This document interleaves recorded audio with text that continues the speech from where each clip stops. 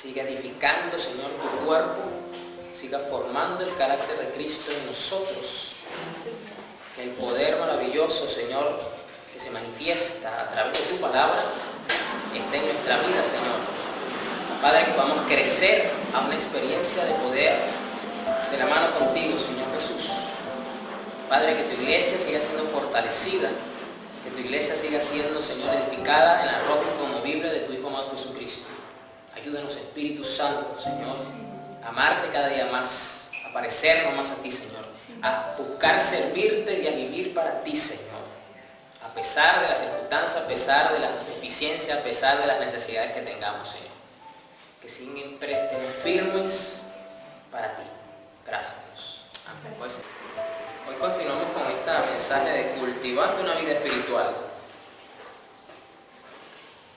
Porque es necesario cultivar una vida espiritual.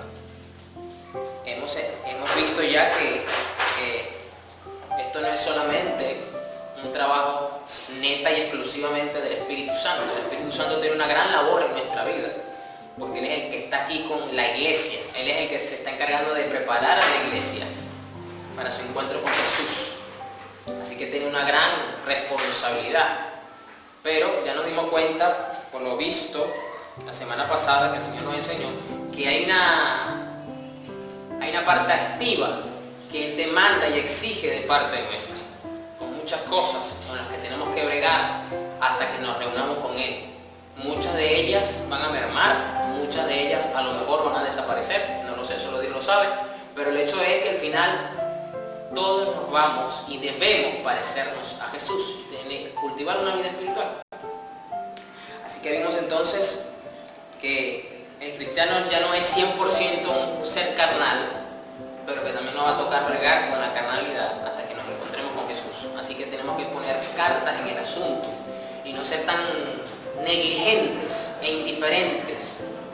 Creemos que es más importante pelear con las huestes celestiales en las regiones celestes haciendo guerra espiritual que bregar con este tipo de circunstancias. Y eso es una hipocresía, porque precisamente esas huestes celestiales en las que muchos cristianos andan como los cazafantasmas, como Ghostbusters, buscando demonios en todos lados, no se dan cuenta que se aprovechan de estas áreas negligentes del cristiano para fastidiarle la vida y la existencia, y no se dan cuenta de estas cosas. Bien, hoy vamos entonces continuando una vida espiritual, cristianos espirituales. Ahora sí vamos a ver la contraparte, y este es el punto que Dios quiere cultivar en nuestra vida, que al fin de cuentas es la posición. O sea, todo cristiano en potencia es un gran ser espiritual, que no ha desarrollado todo su potencial. Por ejemplo, lo que vimos la semana pasada es otro tema, pero todos estamos llamados a ser seres espirituales, es decir, que predomine la espiritualidad en nuestra vida, porque usted nunca va a dejar de ser un ser tripartito, cuerpo, alma y espíritu.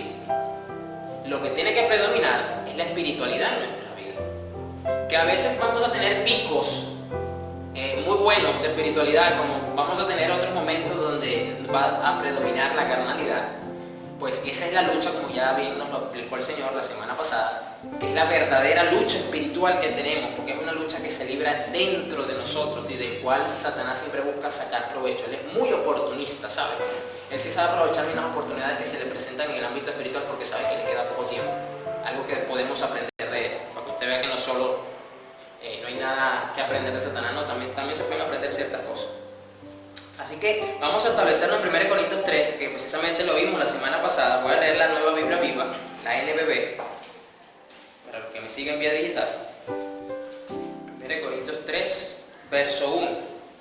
Porque la semana pasada vimos acá la carnalidad de la iglesia de Corintios, pero entonces Pablo contrasta la carnalidad precisamente con la espiritualidad que deberían de tener. Hermanos, les he estado hablando como si fueran niños en la vida cristiana, como si fueran, escucha esto, inmaduros.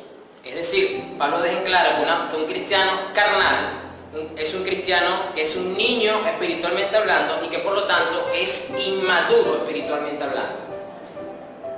Es decir, entonces, que la madurez que debemos alcanzar está relacionada estrechamente con la espiritualidad, porque espiritualidad es sinónimo de madurez espiritual.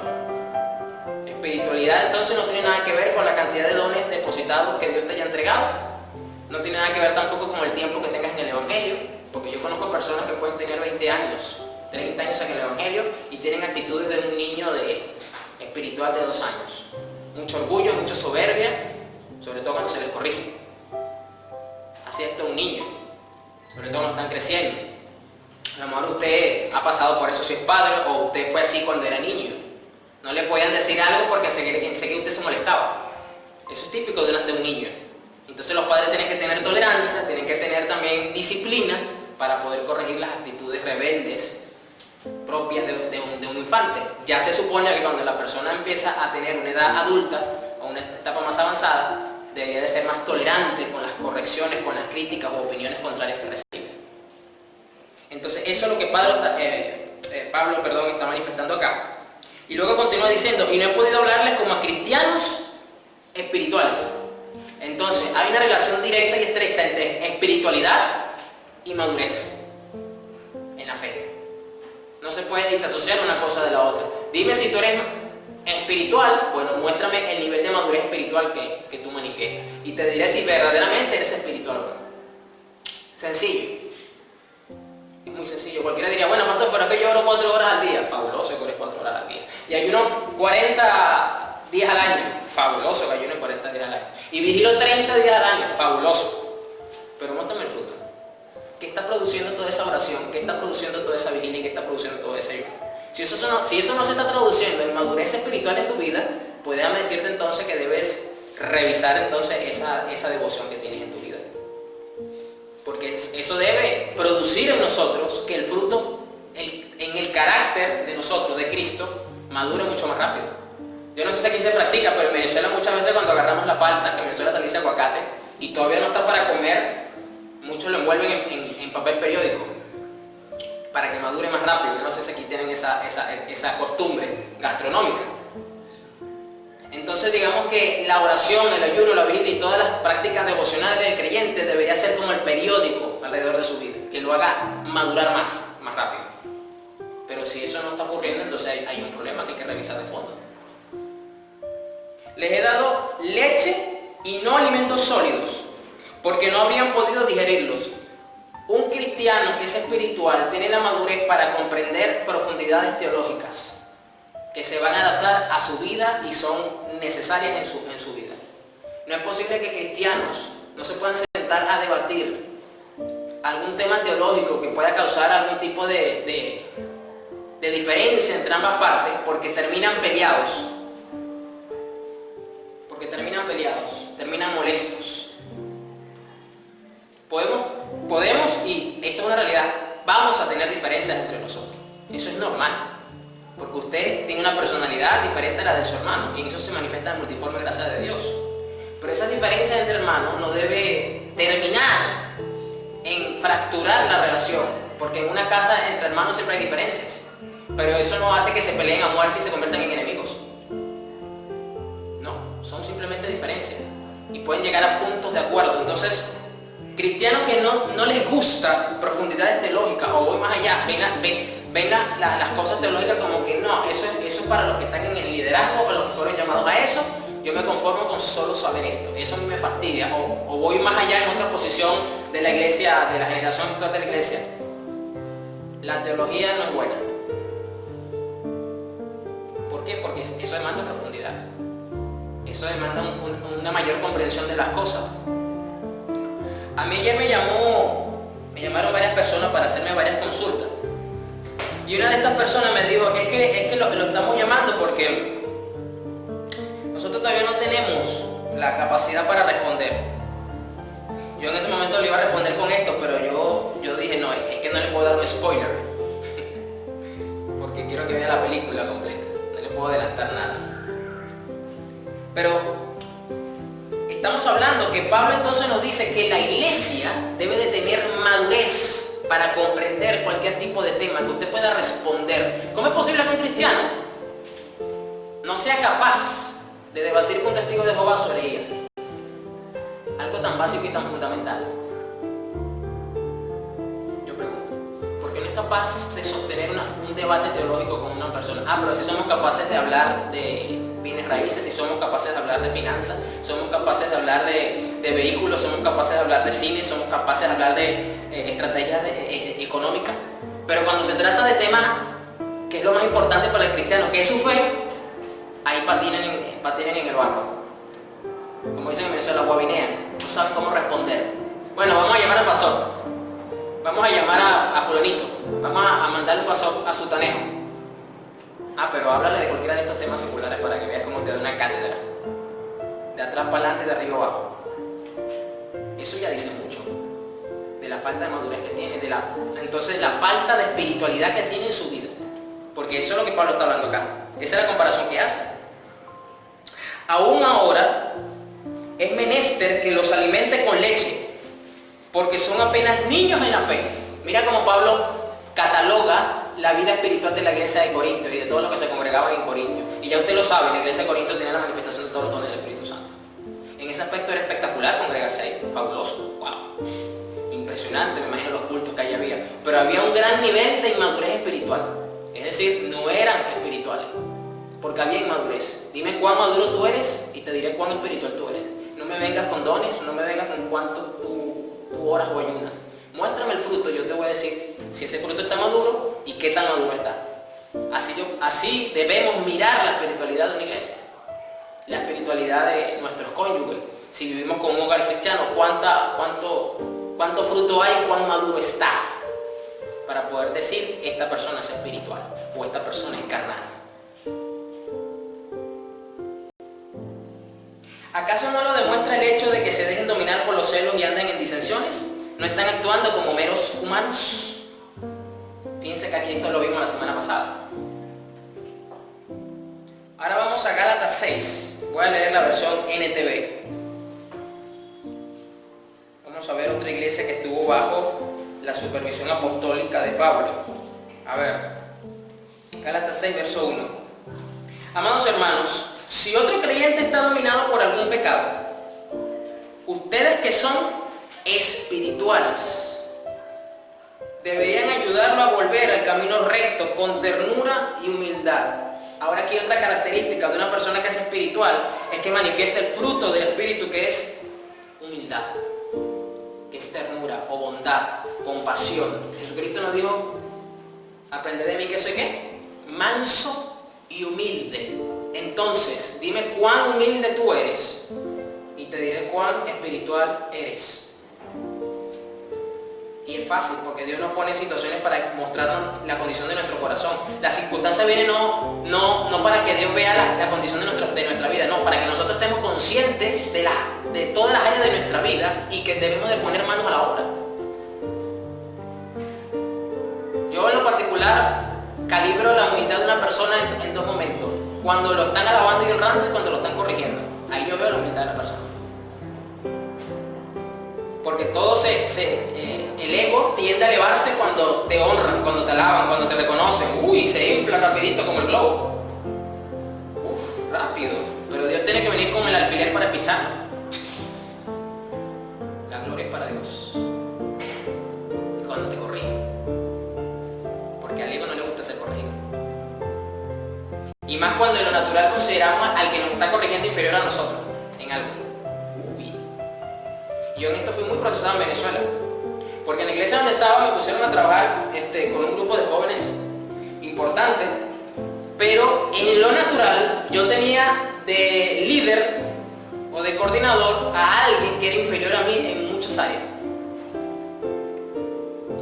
Y eso fue un trato por mí como por 2 años y medio, porque muchas veces las decisiones que esta persona tomaba, a pesar de las recomendaciones, eran contrarias. Y eso a mí me bregaba muchísimo. Me bregaba mucho. Pero pude ver que me faltaba humildad. Me pude dar cuenta. Y yo entendí, cuando yo entendí este punto, yo dije: Señor, yo me voy a enfocar aquí, porque ya vi que esto es lo que tú estás regando en mi vida. Y era necesario para yo poder llegar aquí. Era muy necesario. Fundamental. Entonces, Pablo dice a los que son espirituales, que ya lo hemos visto, es decir, a los que son maduros, que deben, es decir, es una responsabilidad del que es maduro, restaurar al que está siendo dominado por algún pecado dentro de Es típico y suele pasar que aquel que no es maduro, pero está en el proceso de madurez, tiene compasión o carga por el hermano que tenga una condición de pecado, pero, como dice el refrán, muchas veces la cura es peor que la enfermedad, porque por su falta de madurez agrava la situación del hermano. En lo personal, o cae en un chisme en una situación y entonces a nivel congregacional es un problema mayor. Entonces a quien Pablo exhorta, anima en la iglesia de Gálatas a restaurar a los que son maduros espirituales. Y tengan mucho cuidado de no caer ustedes en la misma tentación. Ayúdense a llevar los unos las cargas de los otros y obedezcan de esa manera la ley de Cristo. ¿Cuál es la ley de Cristo? Si usted se pregunta, pastor, ¿cuál es la ley de Cristo que habla aquí el apóstol Pablo? Jesucristo resumió la ley en dos mandamientos: amarás a Dios con toda tu fuerza y amarás a tu prójimo como a ti mismo. El que ama a su prójimo no violenta la ley y ya cumple con ella. Listo, en eso se resume el Evangelio. Entonces, cumplir con la ley de Cristo es amar al prójimo, y amar al prójimo es restaurarlo. Y llevar las cargas es eso, es ocuparnos de su vida espiritual, no poniendo las cargas sobre tu vida, porque para eso está Jesús. Y sobre todo esto es un problema recurrente en la vida de los pastores, que se carguen a sí mismos con situaciones que ellos mismos no van a poder sobrellevar. Muchas veces uno como pastor tiene que bregar con circunstancias que todavía uno no ha logrado solventar del todo. Entonces, ¿cómo uno pretende solventar la vida de los demás? De esto se trata. Vamos ahora a 1 Corintios 2. Volvemos a Corintios.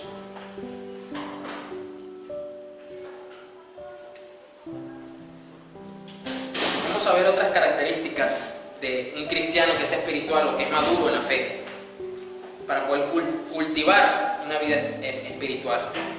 Tenemos que profundizar en estas características, en estos rasgos en nuestra vida. Leo la NTV, sigo con la NTV. 1 Corintios 2, verso 10. Vamos a ver, ¿qué le decía el apóstol Pablo? Curiosamente, un capítulo antes de con el que comenzamos, al principio de la prédica. Sin embargo, cuando estoy con creyentes maduros, es decir, Pablo sabía discernir cuando tenía creyentes maduros o espirituales y cuando tenía creyentes inmaduros o carnales. De esta forma tenemos que definir la vida espiritual de la iglesia, de tu vida o de la vida de quien sea. Que inmaduro es igual a carnal y maduro es igual a espiritual. Sí hablo con palabras de sabiduría, dice Pablo, pero no la clase de sabiduría que pertenece a este mundo, a los gobernantes de este mundo, quienes pronto son olvidados. No. La sabiduría de la que hablamos es el misterio de Dios, su plan que antes estaba escondido. ¿Cuál es ese plan que estaba escondido? El Evangelio de Cristo, Cristo mismo revelado a los hombres, como hombre, como Salvador. Aunque Él lo hizo para nuestra gloria final, aún antes que comenzara el mundo, pero los gobernantes de este mundo no lo entendieron. Si lo hubieran hecho, no habrían crucificado a nuestro glorioso Señor. A eso se refiere en esa escritura cuando dice: ningún ojo ha visto, ningún oído ha escuchado, ninguna mente ha imaginado lo que Dios tiene preparado para quienes lo aman. Este verso se atribuye a usarlo mucho para hablar de cosas maravillosas y espectaculares en lo material que Dios te va a dar en algún momento de la vida para emocionar a la gente. Pero realmente su contexto viene hablando es que se nos va a revelar lo más grande y lo más maravilloso que tú puedes tener, que es Jesucristo. No hay otra cosa. Dios tiene algo maravilloso para ti. ¿Qué más maravilloso que Jesús? Pregunto yo. Es que viene el día de gloria, pero ¿te parece poco la gloria de Jesucristo revelada a tu vida? Pregunto yo. No hay nada superior a Jesús, iglesia. Entonces no se dejen engañar por este tipo de declaraciones usando textos fuera de su contexto. No hay nada más maravilloso que Jesús. Lo más grande y maravilloso que Dios te puede dar, ya te lo dio. Se llama Jesucristo y su Evangelio. ¿Te parece poco eso? Con todo lo que eso implica. Con todos los beneficios tan maravillosos que tenemos, que apenas estamos entendiendo y comprendiendo y asimilando. No hay nada más grande que eso. No hay otro plan maravilloso que ese. No puede haberlo, no existe. Pero fue a nosotros a quienes Dios reveló esas cosas por medio de su Espíritu, pues su Espíritu investiga todo a fondo y nos muestra los secretos profundos de Dios. Entonces, ¿cuáles son esos secretos profundos de Dios? Los secretos, la comprensión, el entendimiento de lo que es el Evangelio. Todas sus verdades, todos sus principios, todas sus ariscas, todos sus mandamientos, todo lo relacionado al Evangelio. A mí una vez el Señor en un culto en Magdalena me dijo en un momento de la adoración y la alabanza: te voy a revelar revelar cada átomo de mi evangelio. Es decir, desde lo más chiquito hasta lo más grande. Eso para mí es una enorme bendición. Y ese es mi centro, esa palabra a mí no se me va a olvidar nunca. Porque estos son los secretos profundos de Dios. Lo que pasa es que creemos que el secreto profundo de Dios es la tercera, quinta revelación del ángel de la sandalia del sexto cielo. No es eso.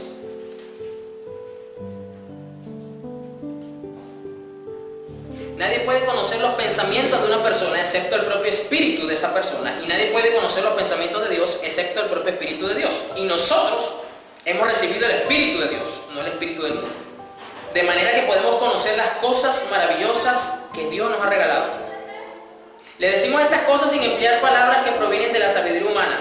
En cambio, escuchen, hablamos con palabras que el Espíritu nos da usando las palabras del Espíritu para explicar las verdades espirituales. Pero los que no son espirituales no pueden recibir esas verdades de parte del Espíritu de Dios. Comenzamos diciendo que alguien que es inmaduro no tiene la capacidad de comprender y vive de leche espiritual toda su vida. Entonces Pablo aquí afirma y profundiza un poco más en esto, precisamente en la iglesia de Corintios, y lo dice: no puedo explicarles más cosas espirituales porque no tienen la capacidad de comprender. Viven a punta de leche. Hay cristianos que viven toda su vida con leche y le das algo diferente y algo se indigestan espiritualmente hablando. O les aburre, o no les gusta, causa una reacción porque no están acostumbrados, quieren es su leche. Son como los Rugrats, la comiquita esta de los Rugrats, que a lo mejor para esta generación actual es muy nueva. Pero era una comiquita que yo veía de niño, que eran unos bebés, eran aventuras en pañales.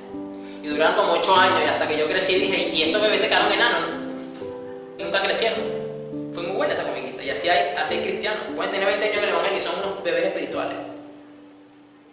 Y mire cómo lo dice Pablo: todo les suena ridículo y no pueden entenderlo. No lo aceptan. No les parece. Es que no me cuadra.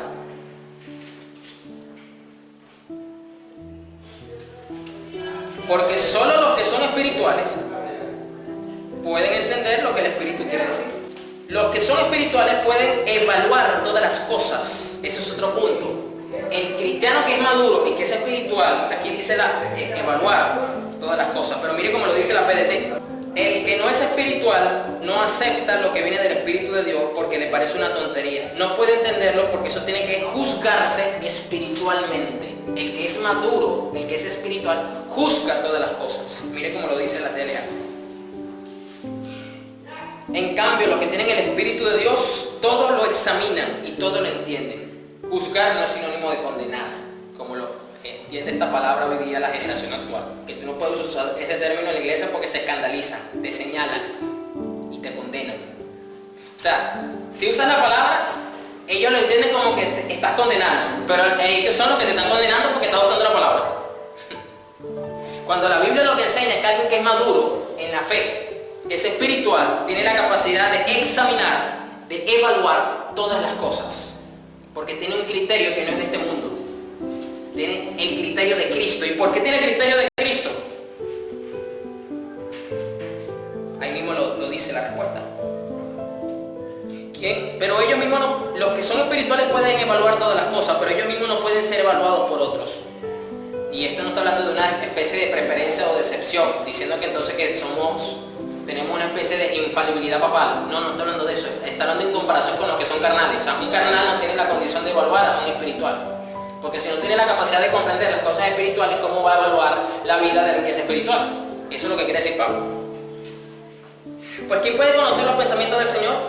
¿Quién sabe lo suficiente para enseñarle a Él? Pero nosotros entendemos estas cosas porque tenemos la mente de Cristo. Pero los que no tienen el Espíritu no pueden examinar y entender a quienes lo tienen, dice la TLA. Entonces, otra característica de un cristiano que es espiritual es porque tiene la madurez suficiente para juzgar las cosas. Ya usted entiende lo que implica esto, y es un buen juicio. Entonces, no es un juicio para condenar, sino para evaluar, para examinar, para discernir, para separar.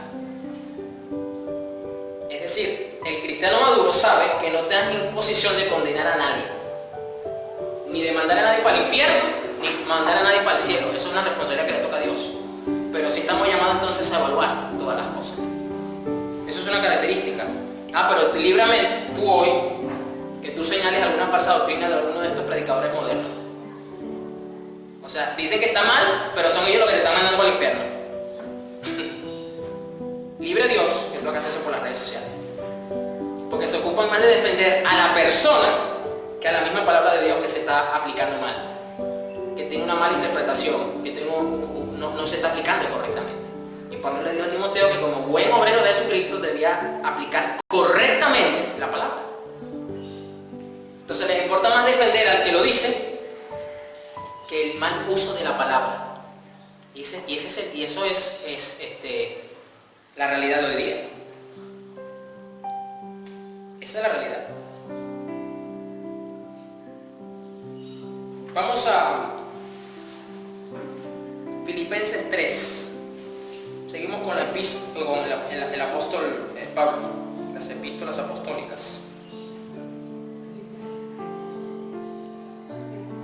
Filipenses 3:12. Sigo con la NTV. Vamos a mirar otra característica para cultivar una vida espiritual y ser creyentes maduros o espirituales en la fe. Un creyente que es maduro en la fe va a tener la capacidad de poder administrar y de usar y no abusar de los dones que se les ha entregado.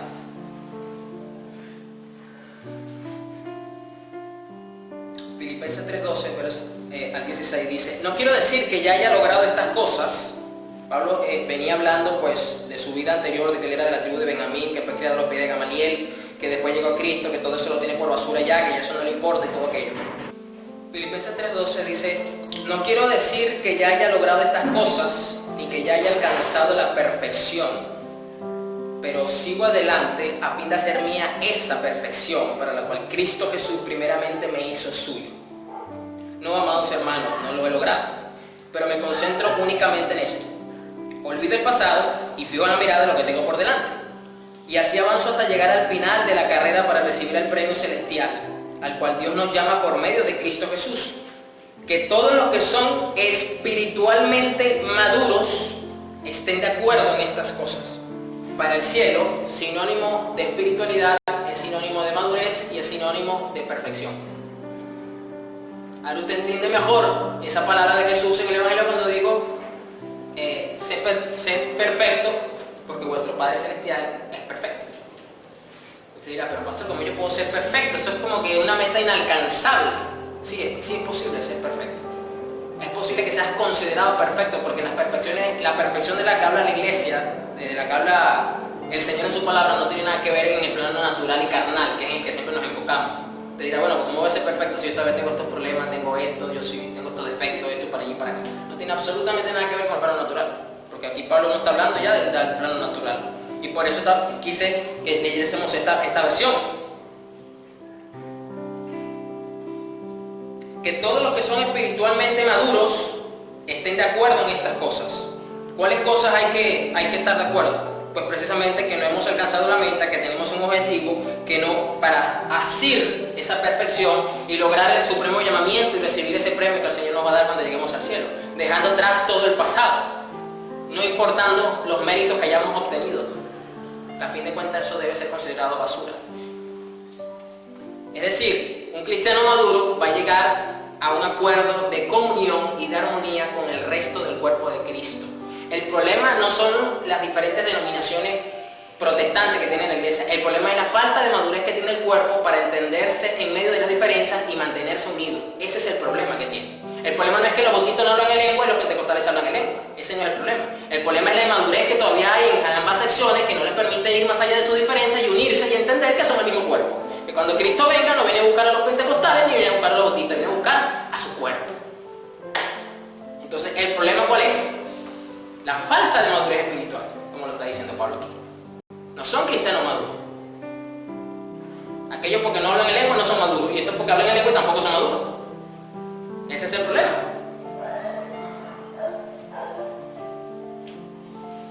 Si ustedes difieren, miren cómo continúa el apóstol Pablo. Si ustedes difieren en algún punto, estoy seguro de que Dios se lo hará entender.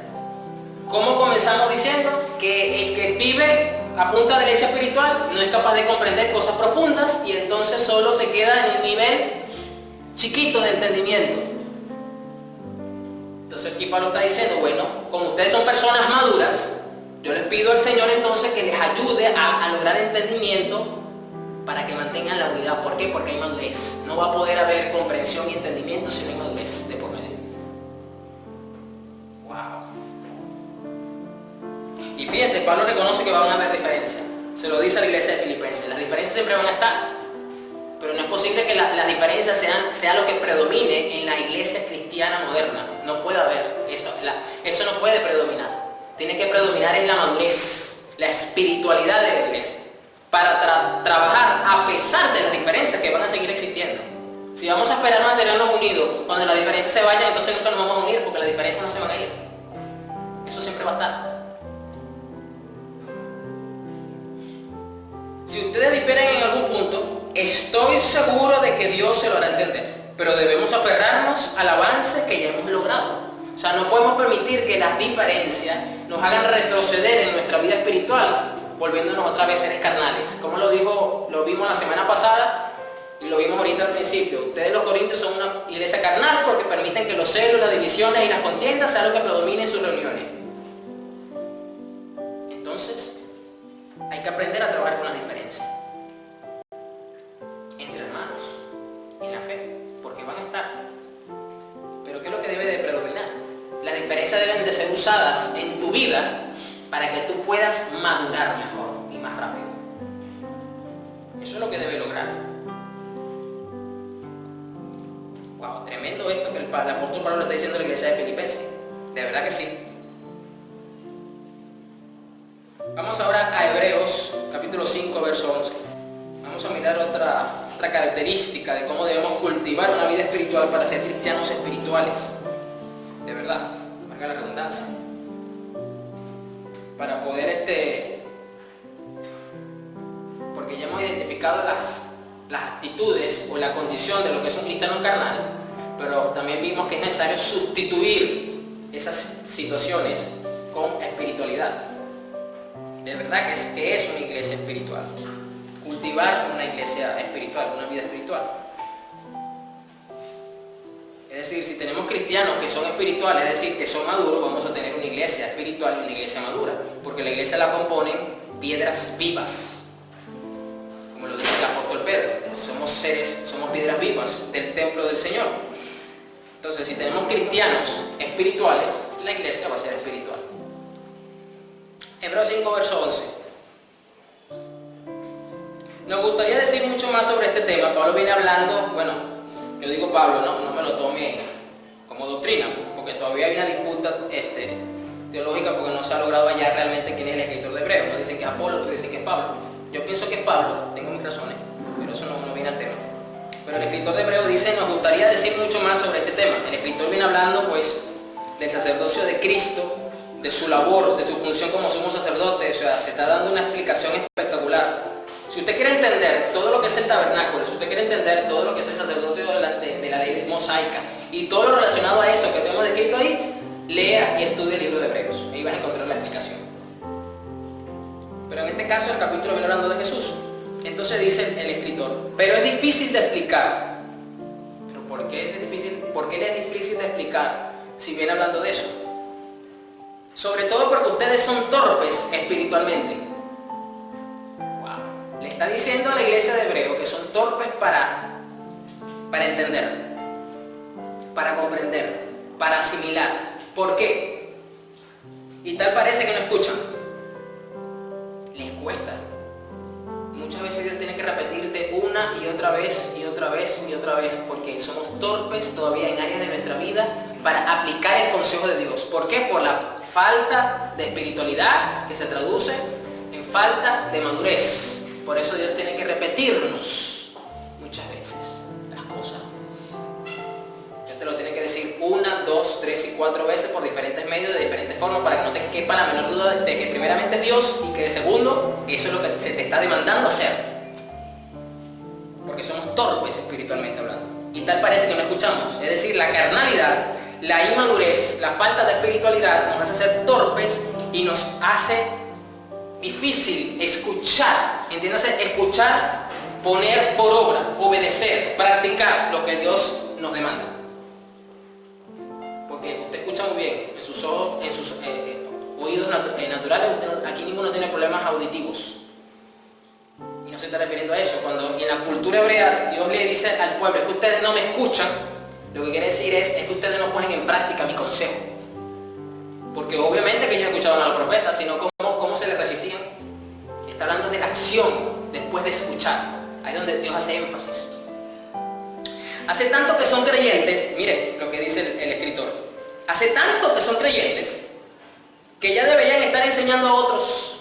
Fíjense que aunque el tiempo en el Evangelio no es precisamente un indicativo de madurez, pero sería lo justo que el tiempo que tú tengas en el Evangelio demuestre mayor madurez. Y no es posible que cristianos que tengan 20 años se comporten como que si tienen 2 años en el Evangelio, en muchas áreas de su vida todavía. Y aquí lo dice el escritor. Como lo dije hace rato, cristianos que no son capaces de entablar un debate o una conversación teológica con otro hermano, o defender con un falso o con un hereje de alguna de estas doctrinas raras su fe, eso es un indicativo, porque no tienen la capacidad de enseñar o de defender porque creen lo que creen. En cambio, escuchen, necesitan que alguien vuelva a enseñarles las cosas básicas de la palabra de Dios. Lastimosamente, la generación actual de la iglesia es tan inmadura que hoy día muchos pastores, el Señor los está llevando precisamente a corregir cosas que son hasta básicas y elementales, porque fueron mal enseñadas, fueron mal explicadas y están siendo mal aplicadas. Es decir, hay que volverles a enseñar las cosas básicas del Evangelio muchas veces. Son como niños pequeños que necesitan leche y no pueden comer alimento sólido. No pueden comer alimento sólido. No son capaces por su condición espiritual. Pues el que se alimenta de leche, escuchen, sigue siendo un bebé. No hay madurez, no hay espiritualidad. Y no sabe cómo hacer lo correcto. El alimento sólido es para los que son, ¿qué? Maduros. Los que a fuerza de práctica, es decir, ¿qué me da a mí, pastor, madurez? ¿Qué me da a mí, espiritualidad? Atender y practicar el consejo de Dios como se te enseña. Eso es lo que da madurez.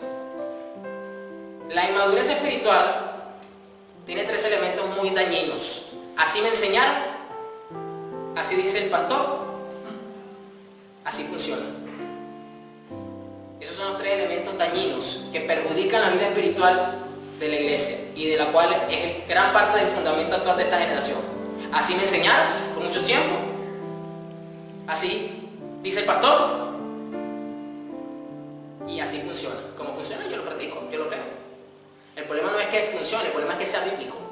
A mí no me interesa que algo funcione, a mí me interesa que algo sea bíblico de verdad y no esté fundamentado en supuestas doctrinas de textos sacados de su contexto, torciendo la escritura, malinterpretando la escritura. Eso no es. Entonces, y no saben cómo hacer lo correcto. ¿Por qué? Porque se alimentan de leche. El alimento sólido es para los que son maduros. ¿Y quiénes son estos entonces? Los que a fuerza de práctica están capacitados para distinguir entre lo bueno y lo malo, lo que es bíblico de lo que no es bíblico, lo que es el verdadero evangelio de Jesucristo que está en la palabra y lo que no es el verdadero evangelio de Cristo, o el evangelio mezclado con diferentes filosofías y doctrinas que diluyen tanto el evangelio que no es el evangelio de Jesús, es otro evangelio falso que hoy día abundan bastante, por cierto. Entonces no tienen la capacidad de distinguir, de discernir, de juzgar, de poner en práctica lo que es correcto de lo que es incorrecto. No lo tienen. Entonces es un problema espiritual grande que tiene la generación actual, la falta de espiritualidad verdadera, que se traduce en madurez, en comprensión, en profundidad. ¿Por qué? Porque son torpes espirituales, porque no escuchan realmente. Eso es lo que pasa hoy día. Wow, de verdad que esto de cultivar una vida espiritual es algo serio, no es cualquier cosa. Vamos un capítulo más adelante, Hebreos 6, porque terminamos terminamos en la parte final del capítulo 5, pero recordemos que en los originales no existe títulos, ni subtítulos, ni capítulos, ni versículos. Eso nos lo hicieron a nosotros aquí en Occidente para facilitarnos el estudio de la Biblia. Pero en los originales eso no existe. Así que todo esto es un solo mensaje. Es como que usted mande un WhatsApp y usted dice, no, pero es que este WhatsApp es muy largo. Entonces manda una primera parte y luego manda la segunda parte. Pero realmente es un solo mensaje. Pues entonces, ¿cómo comienza el capítulo 6 de Hebreos? ¿Cómo termina el capítulo 5 que lo acabamos de leer? Dice: así que dejemos de repasar una y otra vez las enseñanzas elementales acerca de Cristo. Por el contrario, sigamos adelante hasta llegar a ser, ¿qué? Maduros en nuestro entendimiento, es decir, seres espirituales en nuestro entendimiento. Dime cuánto tú comprendes las verdades del Evangelio y tú las puedes enseñar, defender y aplicar. Muy importante. Esto es muy importante. Es necesario enseñarlas, es necesario defenderlas, sí, pero también es muy importante aplicarlo. Muy importante aplicarlo. Y te diré cuán espiritual y maduro tú eres. No puede ser que tengamos que comenzar de nuevo con los importantes cimientos acerca del arrepentimiento de las malas acciones y de tener fe en Dios. O sea, no puede ser. El escritor de Hebreos estaba impactado con la iglesia de Hebreos, que era constituida mayormente por judíos, también, igual que la iglesia de Roma, de que tenían que volver a explicar los principios rudimentarios y básicos del Evangelio, a pesar de que ya tenían tiempo fundamentados en la fe. Por eso los anima, les llama la atención de la forma en que lo está haciendo. Se dio cuenta que eran torpes espirituales, que tenían poco entendimiento de estas cosas. Hasta este punto. Ustedes tampoco necesitan más enseñanza acerca de los bautismos, la imposición de manos, la resurrección de los muertos y el juicio eterno. Algo básico y fundamental que se enseña en muchas iglesias de lo que se conoce como discipulado o dar doctrina. Esto es parte básica de lo que es la fe cristiana, la imposición de lo que es el bautismo en agua, la imposición de manos, la resurrección de los muertos, el juicio eterno. La mayoría se fundamentan en esto y le anexan otras cosas, pero esto es lo más básico de lo más básico. Así que si Dios quiere, avanzaremos hacia un mayor entendimiento. O sea, si Dios se lo permitía en ese momento al escritor de la carta de Hebreos. Porque se dio cuenta que la iglesia carecía de una profundidad. No había profundidad, no había madurez en la iglesia de Hebreos. Entonces había poca espiritualidad de su parte. Es bueno que como familia, si usted tiene pues la bendición de que la mayoría de su hogar, o todos en su hogar, son creyentes o aspiran a la fe cristiana, si tiene algún miembro que todavía no lo es, pero que la mayoría sí lo es, que se puedan reunir y hablar de diferentes tópicos de la fe, pero que usted tenga la capacidad de responder. Obviamente en su proceso de crecimiento uno le puede ir metiendo la mano para ayudarlo, pero es bueno que los padres hagan este tipo de prácticas, que puedan los hijos escuchar una respuesta de sus padres, no solamente del pastor. No, porque eso es responsabilidad del pastor. Dar doctrina, eso es responsabilidad del pastor. No, eso es responsabilidad de todo aquel que es creyente. Eso no es mi responsabilidad. Y si usted fue llamado al pastorado, fabuloso, tiene esa responsabilidad, pero todo aquel que es creyente debe de saber defender, comprender y entender su fe. Porque eso es ser espiritual, eso es ser una persona madura en la fe. Eso no es para que se vaya a un instituto teológico, eso no es para que se estudia teología X. No. Eso es alguien para que es maduro en la fe. Y terminamos en 1 de Juan 2, la epístola del apóstol Juan. No el evangelio, sino las epístolas. Epístola apostólica.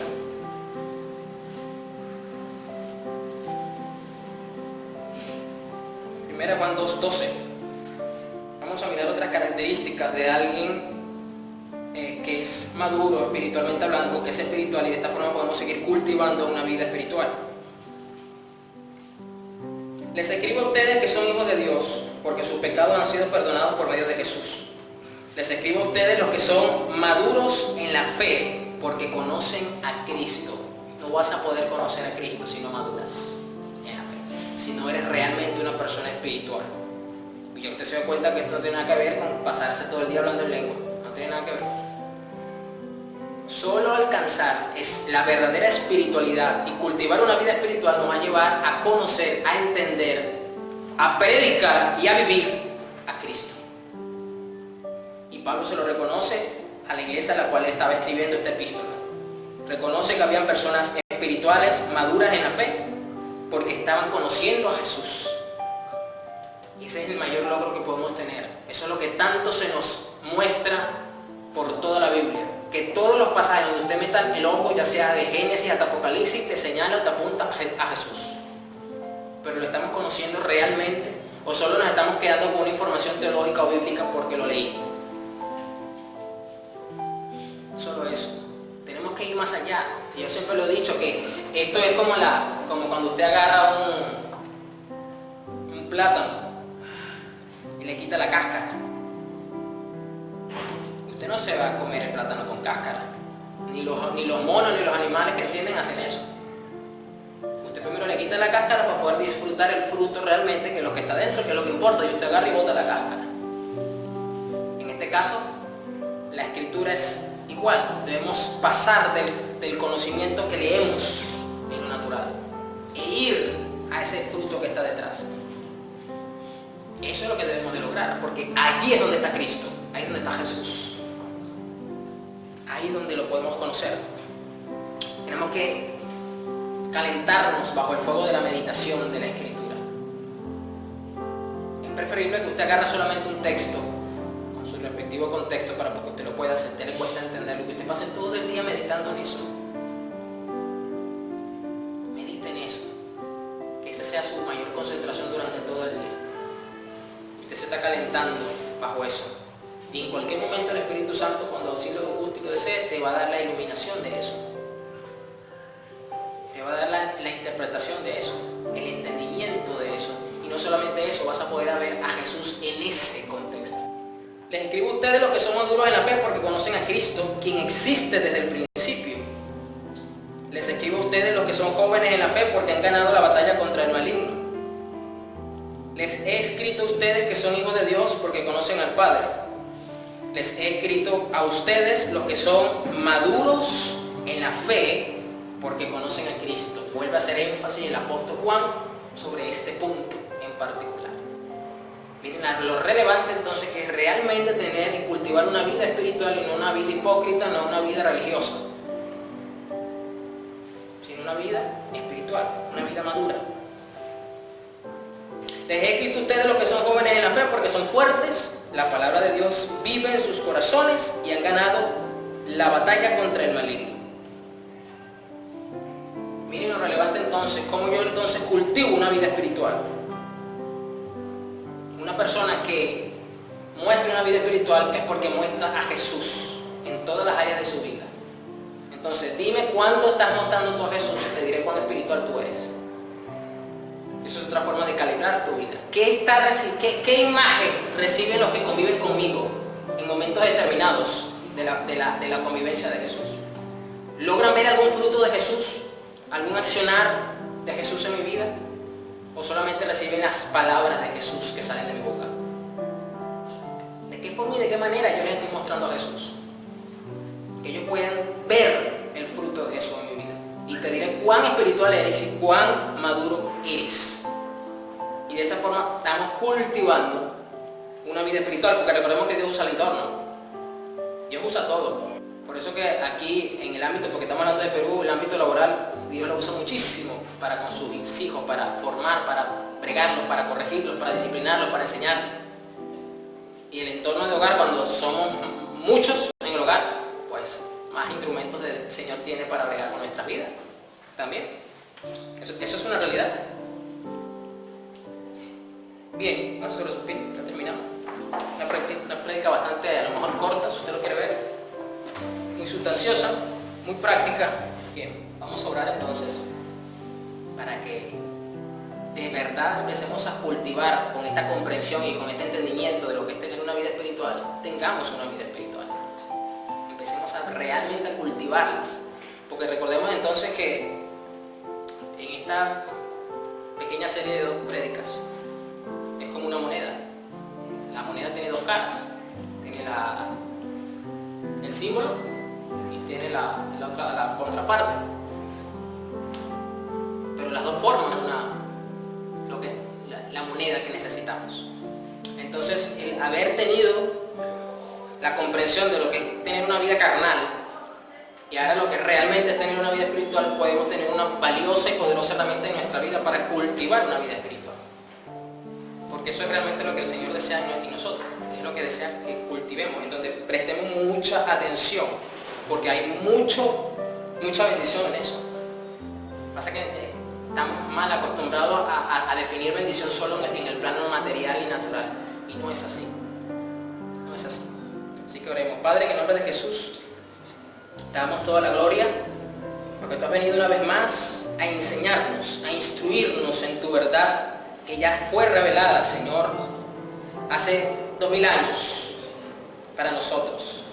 Gracias a tu Espíritu Santo, que nos trae la iluminación para poder ver estas verdades, Señor Jesús, para darnos cuenta cuánta falta de comprensión, de entendimiento, porque somos muchas veces torpes espirituales.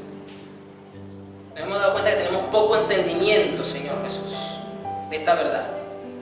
Cuánta falta nos hace, Señor, ser maduros en muchas áreas de nuestra vida, para realmente tener, Señor, un énfasis, una preeminencia de espiritualidad en nosotros, Señor Jesús. Ayúdanos, Espíritu Santo, cada día más a ser seres espirituales. Ayúdanos en esta lucha que tenemos, Señor, con la carnalidad, Señor, con la que tenemos que seguir tratando todos los días de nuestra vida hasta que nos reunamos contigo. Espíritu Santo de Dios, cultiva el hombre interior, Señor, en nosotros. Que realmente nuestro énfasis y nuestra verdadera atención esté puesto, Señor, en estas cosas, para así llevar mucho fruto y darle mucha gloria al Padre, Señor Jesús, porque esa es nuestra meta y nuestro objetivo de vida, vivir para ti, servirte a ti, Señor, honrarte solamente a ti, Jesús. Gracias, Señor.